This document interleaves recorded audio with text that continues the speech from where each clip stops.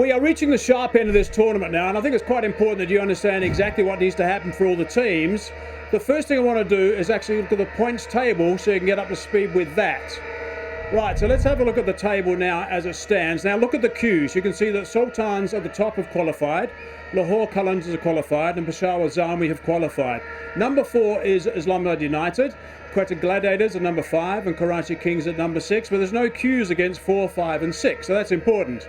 Now the top four teams qualify for the finals. Let's look at the points though. Sultans have got 16, QALANDARS have got 10, ZALMI have also got 10 but a bad net run rate. You can see that alongside, and Islamabad United got 8, and then there's 6 and there's 2. Right, so let's just run through it now so that you know exactly what the story is going forward with the various teams.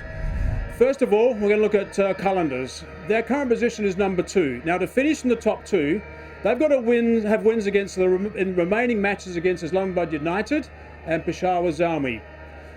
That's one option. Wins against Islamabad United, but not lose against ZALMI by a huge margin. That's another option. 3, lose against Islamabad United, win against ZALMI, and hope Multan Sultans beat Islamabad United. Right, you with me? Okay, let's go to the next team and have a look. Now we're going to have a look at Peshawar ZALMI. Now their current position is number 3. This one's interesting. To finish in the top 2, and they're a chance, they've got options, 2 of them. 1, if Lahore QALANDARS win against Islamabad United, right, that's today, Peshawar ZALMI must beat Lahore QALANDARS by a huge margin. That's one option. 2, if Lahore QALANDARS lose against Islamabad United, Peshawar ZALMI must beat Lahore QALANDARS and hope Multan Sultans win against Islamabad.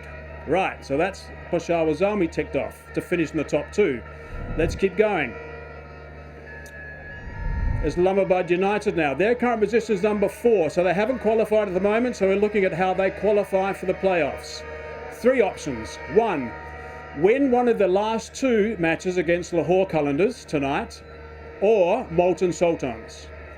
2, shouldn't lose both the matches by a huge margin. Okay, there's a chance there. Or 3, if Islamabad United loses both the matches by huge margins, then they've got to keep their fingers crossed, I think, and their toes. Oh no, then they've got QUETTA Gladiators should not win against Karachi Kings by a huge margin, okay? So it's a little tough then if things don't go right in the last couple of games for them. Right, so let's go now and have a look at QUETTA Gladiators. They are currently at number 5 spot. Now to qualify for the playoffs, they have to win the last match against Karachi Kings by a huge margin and hope Islamabad United lose their 2 remaining matches also by huge margins. Right, so I hope I've made that a little bit clear for you. One thing I do want to point out though, it's really important and it's a real advantage if you finish in that top 2. If you finish in the top 2, the winner of that goes straight through for the final. 2 bites the cherry, because then the side that doesn't win that initial playoff game, then they go down and play another couple of games if they succeed, and they still get a chance to go through to the final.